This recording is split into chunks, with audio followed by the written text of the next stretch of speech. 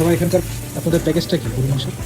Package আমার এখানে হয়েছে 140 টাকা সিঙ্গেল, 5টা এক্সট্রা একটা আবার দিই, মানে 4টা 5টা 6টা এরকমই চলে।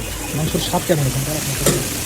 মাংসের স্বাদ মোটামুটি ভালো, কারণ আপনার ভাজা পোড়া চলে না, তো ডাইরেক্ট সকালে খিচড়ি পরোটা, দুপুরে হয়েছে আপনার গরুর মাংস, পাতি হাঁস, পোলট্রি ভাজি রান্না, ভুনা মাংস, রুইয়ের মাছ। এটা লাল ভুনা না? এটা লাল ভুনা, কালা ভুনা চলে না, লাল ভুনা।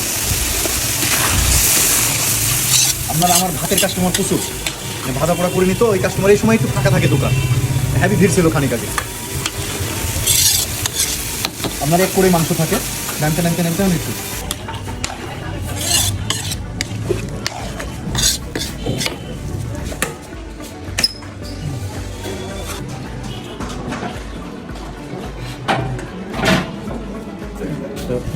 মুগের ডাউল ঠিকই টাকা লাগবে। দেবো নাকি ভাই?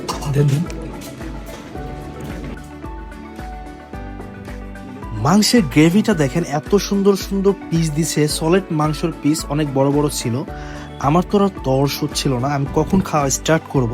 আসলে কি বলবো, গরুর লাল ভুনা হচ্ছে বেস্ট। যতই কালা ভুনা বলেন, ভাজা মাংস বলেন, লাল ভুনা দিয়ে আপনি একবারে তৃপ্তি সহকারে খাইতে পারবেন। পিসগুলো একবারে খুবই সফট ছিল।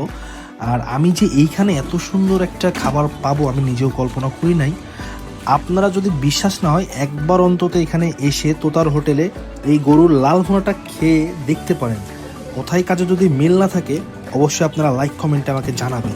তবে এতটুকু বলবো, ওয়ান অফ দ্য বেস্ট একটা খাবার পাইছি আমি রামচন্দ্রপুর বাজারে। সো আপনারা এখানে এসে ট্রাই করবেন, খুবই সুস্বাদু। আপনার হাফ চ্যালেঞ্জ না? তো আমাকে আরও এক পিস দিয়ে গেছে, আমি আরও হাফ প্লেট আর কি ভাত নিছি। তো দেখতে পাচ্ছেন গরুর মাংস, এদিকে হচ্ছে মুড়ি ঘন্ট, উফ কি বলবো, একবারে জমে ক্ষীর বাঙালি ভোজ।